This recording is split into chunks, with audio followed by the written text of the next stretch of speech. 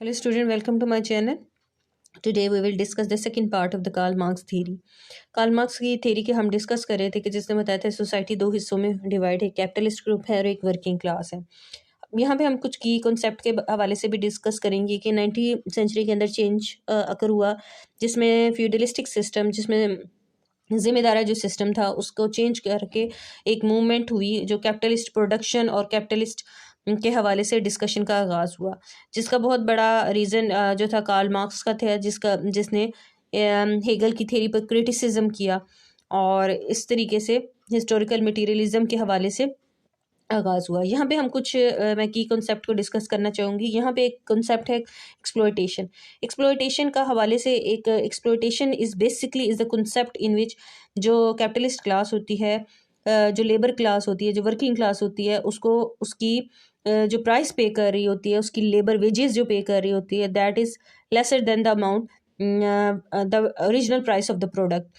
सो क्या हो रहा होता है बेसिकली, वो प्रोडक्शन से जितनी मनी गेट कर रही होती है कैपिटलिस्ट क्लास, जो कि ओन कर रही है mean of production, land, factories, ठीक है, तो वो बेसिकली कम पे कर रही है वर्किंग क्लास को, एंड और उनको they are force to sell their labour less than the full of the value of the commodities produce. ठीक है, एक्सप्लॉयटेशन का कॉन्सेप्ट जो है लेबर से रेलिवेंट है।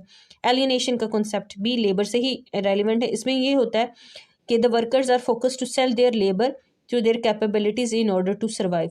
एलियनेशन होता है कि जो लेबर्स होते हैं मजबूर हो जाते हैं कि वो अपनी जो लेबर है, अपनी उजरत या अपनी जो काम है उसे जो है कैपिटलिस्ट जो अमीर लोगों को सेल करें, उनकी उनकी फैक्ट्रीज में काम करें, उनको जो भी जिस टर्म्स एंड कंडीशन फॉर उन्हें हायर करें उस पर वो काम करें, क्योंकि जो वर्किंग क्लास है, जो लेबर क्लास है, उसका सर्वाइवल ही पॉसिबल नहीं है कि अगर वो काम ना करे।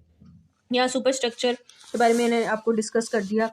फिर जो सब स्ट्रक्चर होता है, सब स्ट्रक्चर जो बेसिकली इसे इकोनॉमिक बेस कहते हैं, और सुपर स्ट्रक्चर को मैंने आपको बता दिया other than the aspects of the society that include the culture, values, ideologies, और इसी तरह सोशल इंस्टीट्यूशंस हैं, फैमिली, एजुकेशन, रिलीजन, मीडिया, ये सारे इंक्लूडेड होते हैं। एक इम्पॉर्टेंट चीज़ जो मार्क्सिज्म था, it was basically critic on the capitalism पर थी। जो उसने कैपिटलिज्म जो एक ख़ास क्लास जो पूरी सोसाइटी को कंट्रोल करी, उस पर उसकी क्रिटिक थी कि ह्यूमन सोसाइटी जो है हमेशा जो है स्ट्रगल कर रही होती है। जो ह्यूमन सोसाइटी डेवलप कैसे होती है, थ्रू द स्ट्रगल। कौन सी किसकी स्ट्रगल? जो लोअर क्लास, जो जैसे हमारी सोसाइटी पाकिस्तान सोसाइटी है, इसमें upper class, middle class, lower class, तीन जो क्लासेस में डिवाइड है। तो बेसिकली ह्यूमन जो सोसाइटी है develop through the class struggle.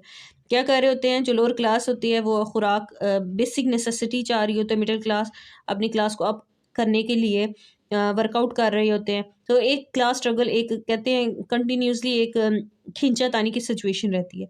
In capitalism manifest itself the conflict between, capitalism को भी अगर देखें तो बेसिकली कॉन्फ्लिक्ट वहाँ पे भी है। वहाँ पे ये जो फ्यूडलिस्टिक कॉन्सेप्ट से जब हम कैपिटलिज्म की तरफ जा रहे थे, उसमें भी ये कि बोर्शवाजी और इसी तरह प्रोलेटरिएट जो क्लासेस थे, इनके दरमियान बहुत ज़्यादा कॉन्फ्लिक्ट है। क्लासेस आपको पहले ही पता है कि एक जो क्लास है कैपिटलिस्ट है, जो कि कंट्रोल कर रही मीन ऑफ प्रोडक्शन को, और दूसरी अपनी लेबर को सेल कर रही है। इसके अलावा अगर हम फर्दर मुख्तलिफ कॉन्सेप्ट को, हम की कॉन्सेप्ट को रीड आउट करें, तो आपको अंडरस्टैंड होगा सरप्लस वैल्यू क्या चीज़ है।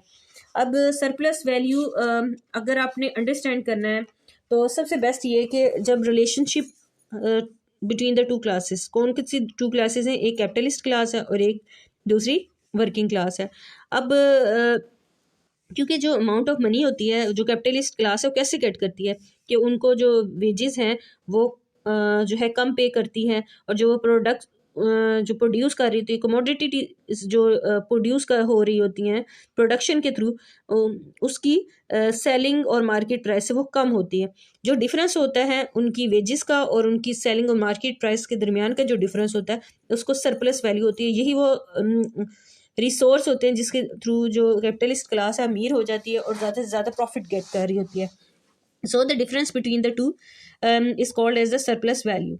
अब मार्क्स कहता है कि capitalist extract the surplus value from the worker, worker से वो ले लेते हैं और फिर इस तरीके से अमीर होते जाते हैं। Because of this extraction of the surplus value capitalist class is only able to maintain और इंक्रीज देयर वेल्थ। यही वो रीज़न है जब वो सरप्लस वैल्यू गेट कर लेते हैं, लेबर को कम पे करते हैं मार्केट और सेलिंग प्राइस से, इस तरीके से वो अपनी वेल्थ को या तो इंक्रीज कर लेते हैं या मेंटेन कर देते हैं at the expense of working class. अब दूसरा जो कॉन्सेप्ट है वो प्रॉफिट का कॉन्सेप्ट है। प्रॉफिट क्या होता है? Profit is basically accumulated exploitation. ये हम आम नहीं, ये कार्ल मार्क्स की थ्योरी के मुताबिक वो कहता है कि जब आप वर्किंग क्लास को बहुत ज़्यादा एक्सप्लॉयट करते हैं, वर्किंग क्लास को सोसाइटी के अंदर, तो जब उस सोसाइटी को एक्सप्लॉयटेशन कैसे होती है सोसाइटी में, जो कैपिटलिस्ट क्लास है लेबर क्लास को कम पे करेगी, जब कम पे करेगी तो अपनी वेल्थ को मेंटेन करेगी या इंक्रीज करेगी, तो वो जो डिफरेंस क्रिएट होता है सेलिंग मार्केट प्राइस उनके लेबर के दरमियान, इसके थ्रू को जो वेल्थ क्रिएट होती है वो उसे प्रॉफिट की नज़र से वो देखता है कार्ल मार्क्स। इसी तरीके से अगर आप डायग्राम को देखें तो ये सरप्लस वैल्यू कि किस तरीके से वर्कर की वेजेस हैं, एक तरफ प्रोडक्ट प्राइस है जिसे वो प्रॉफिट कह रहा है, और इन दोनों के दरमियान का जो डिफरेंस है मैं आपको पहले ही बता चुकी हूँ, वर्कर की लेबर और जो प्रोडक्ट की जो प्राइस है, जो सेलिंग प्राइस या मार्केट प्राइस है, उसके दरमियान जो डिफरेंस होता है उसे सरप्लस वैल्यू कहते हैं। अब एक्सप्लॉयटेशन मैकेनिज्म को उसने बता दिया किस तरीके से एक्सप्लॉयटेशन हो रही है। सरप्लस वैल्यू क्या कैसे इकट्ठी कर रहा है? कैपिटलिस्ट ग्रुप लेबर की एक्सप्लॉयटेशन कर रहा है और फिर सरप्लस वैल्यू इकट्ठी कर रहा है, पैसा इकट्ठा कर रहा है और उसके बाद वेल्दियर बनता जा रहा है। अब हम कॉन्सेप्ट जो है आइडियोलॉजिकल कंट्रोल के बारे में थोड़ा सा डिस्कस करेंगे। आइडियोलॉजिकल जो कंट्रोल होता है बेसिकली आप कह सकते हैं कि जो मार्क्स था उसने कहा था कि जो रूलिंग क्लास होती है इस जो हमारी सोसाइटी के अंदर, अगर आप खुद भी ऑब्जर्व करें अपनी अपनी सोसाइटीज़ के अंदर, तो रूलिंग क्लास के पास पैसा ज़्यादा है, वो अपने आइडियाज़ इम्पोज करवाती है उसके वो क्या करते हैं, जो सोशल इंस्टीट्यूशंस हैं जैसे हेल्थ इंस्टीट्यूशंस हैं, ठीक है, उनको जो है कंट्रोल करते हैं। मकसद क्या होता है इन इंस्टीट्यूशंस को कंट्रोल करने का? जैसे एजुकेशन को सेक्टर को वो कंट्रोल कर रहे हैं या फिर वो हेल्थ सेक्टर को वो कंट्रोल कर रहे हैं रूलिंग क्लास।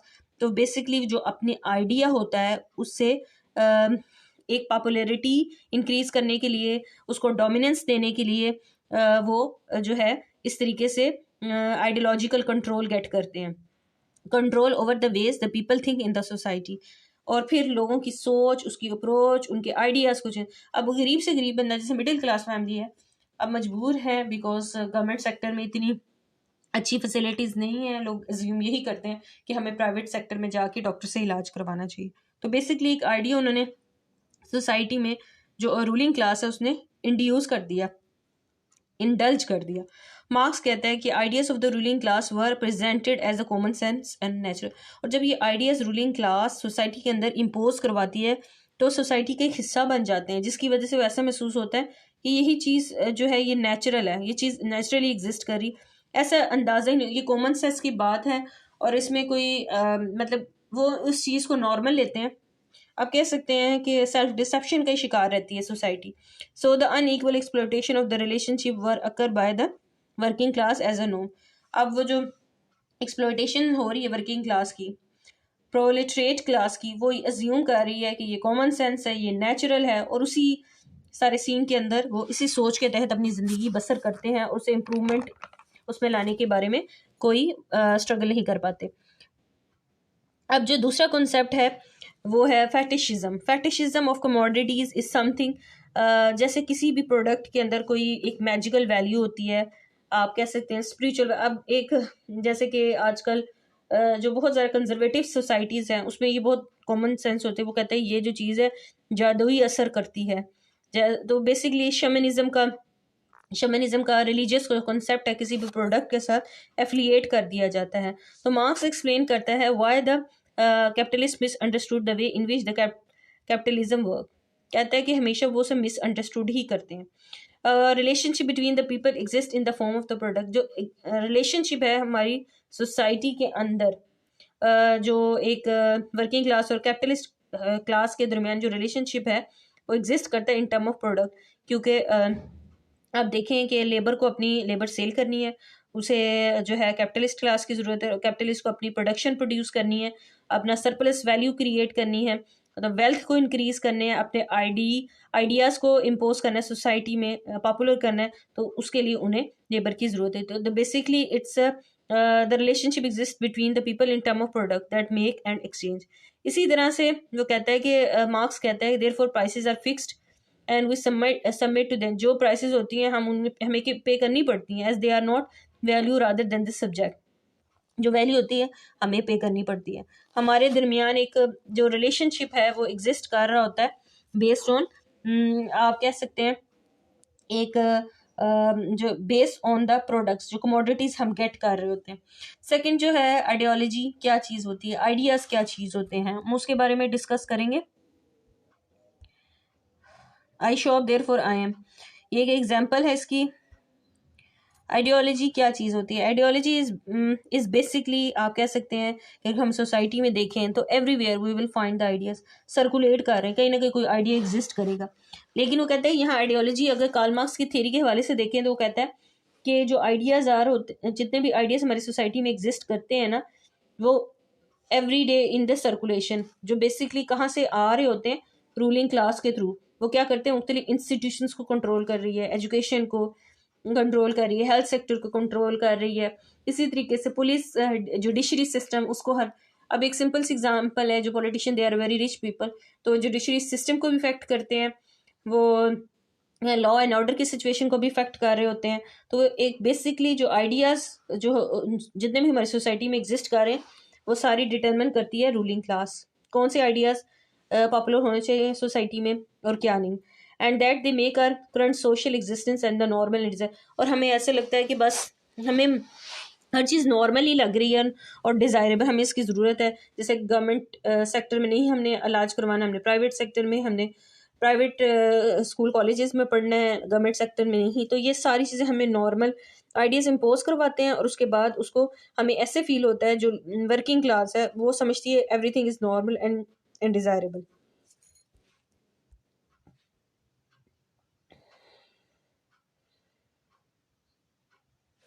अब यहाँ पे थोड़ी सी चीज़ें आपको एक और बताना चाहूँगी मीडिया के हवाले से। मीडिया का भी बहुत ज़्यादा अहम रोल है मीडिया से हवाले से, कि आपने एक प्रोपोगंडा हाइब्रिड वॉर चल रही है हमारे इर्द गिर्द। हमें अंदाज़ा नहीं, एक वक्त था जब बाय वेपन्स चलती थी, फिर कोल्ड वार्स का टाइम, अब हाइब्रिड वॉर्स का टाइम स्टार्ट हुआ है, जिसमें आप अपनी लैंग्वेज के थ्रू दूसरे कंट्रीज़ को के अंदर इन्फ्लुएंस क्रिएट करते हैं, उनकी लैंग्वेज को डिस्ट्रॉय करके, और इस मीडिया को इस्तेमाल किया जाता है प्रोपेगेंडा करने के लिए।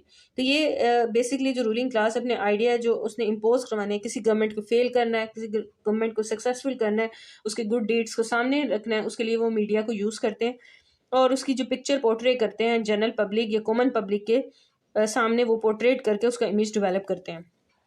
ठीक है, इसके अलावा ये एजुकेशन है, इस तरह फैमिली। एक इम्पॉर्टेंट आइडियाज़ में से एक आइडिया जो है इंटरप्लेशन का आइडिया। इंटरप्लेशन का आइडिया क्या आइडिया है?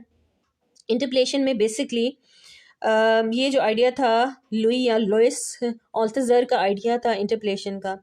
आप समझे कि किसी भी आइडिया को आप someone will hold that idea into your mind, किसी भी चीज़ को तुम्हारे दिमाग के अंदर डाल दे इस आइडिया, और तुम्हें ऐसे लगे ये idea it's a part of our culture.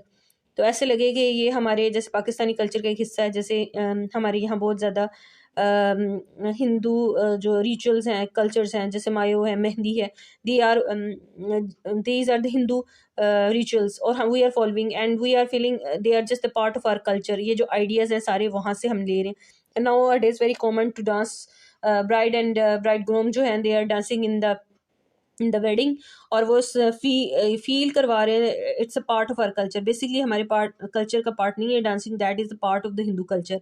So वो ऑल्थज़र कहते हैं इंटरप्लेशन भी एक ऐसा ही प्रोसेस होता है जिसके थ्रू जो आइडियाज़ होते हैं गेट इनटू आवर हेड, और इसमें एक इंटरप्लेशन का जो वे और प्रोसेस होता है, इसके थ्रू हम क्या करते हैं, इफ़ेक्ट आवर लाइफ्स को इतनी हद तक इफ़ेक्ट कर देते हैं, ये हमारी ज़िंदगी का हिस्सा बन जाते हैं। जैसे पाकिस्तानी सोसाइटी में स्टार प्लस का बहुत ज़्यादा इन्फ्लुएंस था इंडियन ड्रामाज का, उसका क्या हुआ कि हम वैसे ही साड़ियाँ, वैसे ही टीका और वैसे ही डांसिंग रिचुअल्स, मायो, मेहंदी और इस किस्म की जो चीज़ें हैं वो हम we adopted at that time.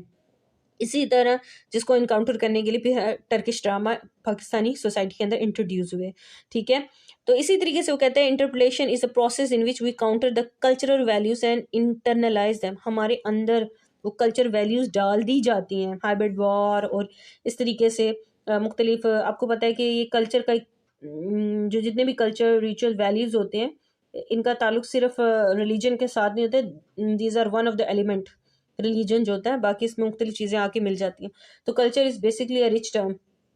तो बेसिकली वो क्या करते हैं, स्टार प्लस ये इस किस्म का मीडिया इस्तेमाल करते हैं, ऐसा प्लेटफॉर्म यूज़ करते हैं, इंटरप्लेशन का प्रोसेस करवाते हैं, ये आइडियाज़ हमारे दिमागों के अंदर डालते हैं और इस तरीके से हमें हमारी जो है एक हमारी जो कल्चर का एक पार्ट बन जाते हैं, इंटरनलाइज्ड हो जाते हैं and they develop our mindset और हमारे जहन को मुतासिर करते हैं। इसके अलावा एक इम्पॉर्टेंट आइडिया जो मैं फॉल्स कॉन्शियसनेस के हवाले से आपको बताऊंगी। फॉल्स कॉन्शियसनेस के हवाले से false consciousness is basically relevant to the working class. Working class ऐसी क्लास होती है, they are selling their labour, they are getting the money for their survival. अब जो रूलिंग क्लास है अपने आइडियाज़, क्योंकि रूलिंग क्लास होती है एक स्मॉल ग्रुप होता है, जो रिच पीपल होते हैं कैपिटलिस्ट ग्रुप होता है हमारी सोसाइटी के अंदर एक स्मॉल तादाद में होता है, और जो वर्किंग क्लास है वो larger part of our society है। तो वो क्या कर रही होती है कि जो इंटरेस्ट होता है, जो कुछ लोगों का इंटरेस्ट होता है, जो कि आप कह सकते हैं एक मोनोपोली क्रिएट हुई होती है हमारी सोसाइटी के अंदर, एक ग्रुप बना होता है एलीट क्लास का। वो जो ग्रुप है वो अपने आइडिया को इस तरह सोसाइटी में इंट्रोड्यूस करवाता है कि वो जनरल पब्लिक का आइडिया बन जाता है। और आप कह सकते हैं कि इसको फॉल्स कॉन्शियसनेस का नाम इसलिए दिया गया है कि वो जिस लिविंग कंडीशन के अंदर वर्किंग क्लास रह रही होती है उसे ये फील होता है कि this is something normal, natural, desirable, और उसी के अंदर हैप्पी होते हैं, उसके अंदर स्ट्रगल नहीं कर रहे होते आगे बढ़ने की। तो worker who possess the false consciousness, तो बेसिकली वो क्या कर रहे हैं, अपने ही बेस्ट इंटरेस्ट के खिलाफ काम कर रहे होते हैं, because when the particular interest of the few are falsely interest and good to promote the general interest or common, Marx call it false consciousness। अब नेक्स्ट जो इंटरप्लेशन का भी हो गया false अब हम आइडियोलॉजिकल स्टेट अपरेटस के हवाले से थोड़ा सा मैं डिस्कस करना चाहूँगी। आइडियोलॉजिकल स्टेट अपरेटस क्या चीज़ होती है। आइडियोलॉजिकल स्टेट जो अपरेटस है, ये आइडिया सबसे पहले लुई एलोइस अल्थुसर ने इंट्रोड्यूस करवाया, और उसने ये कहा कि जितने भी इंस्टीट्यूशंस हैं, जस्ट लाइक एजुकेशन है, चर्च हैं, ट्रेड यूनियन है, लॉज हैं, मीडिया है, फैमिली है, ये सारे के सारे इंस्टीट्यूशन रेलिवेंट है आइडियोलॉजिकल स्टेट अपरेटस से, विच आर ऐसा तो लग रहा है कि हमारी जो फैमिली है, हमारी एजुकेशन है, हमारा चर्च है, हमारा जो मीडिया है, ट्रेड यूनियन है, लॉज हैं, ये सारे के सारे they are out of control of the state, लेकिन बेसिकली वो हुकूमत ही के जो आइडियाज़ होते हैं उनको ही फर्म कर रहे होते हैं, और उनको एड्रेस करते हुए उन्हीं आइडियाज़ को सोसाइटी में इंट्रोड्यूस करवाते हैं। तो आप कह सकते हैं कि which are formally outside the state control, किसके आइडियाज़, जो स्टेट के आइडियाज़ होते हैं। ठीक है, और हमारे ये जो अदारे, जो एजुकेशन है, चर्च है, फैमिली, मीडिया, ट्रेड यूनियन और laws, they are basically work for the state and they serve to transmit the value of the state. और इस तरीके से एक इंटरप्लेशन का, ये भी एक इंटरप्लेशन, हमारे अंदर वैल्यूज इंसर्ट करने का एक तरीका है ideological state apparatus. Those individual affected by them to maintain the, इसके थ्रू जो education, family, church, media, trade union, इसके थ्रू सोसाइटी के अंदर एक ऑर्डर मेंटेन किया जाता है हमारी सोसाइटी के अंदर, and above all to reproduce the capitalist relation of the production. ये आइडियोलॉजिकल स्टेट ऑपरेटर्स का एक डिफाइन है, किस तरीके से स्टेट अपने आइडियाज़ जो है ट्रांसमिट करती है, किस तरीके से इंडिविजुअल्स के अंदर इंटरप्लेशन के थ्रू। दूसरा R S A is basically repressive state operators को कहा जाता है। ठीक है, ये एक ऐसा तरीका है जिसमें आप वायलेंस, फिजिकल और मेंटल वायलेंस का इस्तेमाल करते हैं it's a form of power होती है, और इसमें मुख्तलिफ जो जिस तरह आइडियोलॉजिकल स्टेट अपरेटस में church, education, family, media, trade union, law involve है, इसी तरह रिप्रेसिव स्टेट अपरेटस के अंदर आपकी जुडिशरी, आपकी पुलिस, आपकी आर्मी और प्रिजन सिस्टम जो है वो सारे इन्वॉल्व हैं। ठीक है, इन्होंने बेसिकली एक कंप्लाइंस क्रिएट करनी होती है हमारी सोसाइटी के अंदर, किसके साथ? कैपिटलिस्ट ग्रुप के साथ या डेवलप सोसाइटी के साथ। ठीक है, और it operate primarily by the means of physical and mental coercion and violence, and actual the repressive state apparatus of a armed force and the police। दो important, वो कहता है कि एक आर्मी और दूसरा जो है आर्म फोर्स है और दूसरा जो पुलिस है, ये ऐसे इदारे हैं जिनको इस्तेमाल किया जाता है, इस्तेमाल करते हुए जो आइडियाज़ हैं उसको इम्पोज किया जाता है। And is allotted a major role in securing the compliance within the develop and capitalist society. अब लास्ट वन जो हम करने जा रहे हैं वो है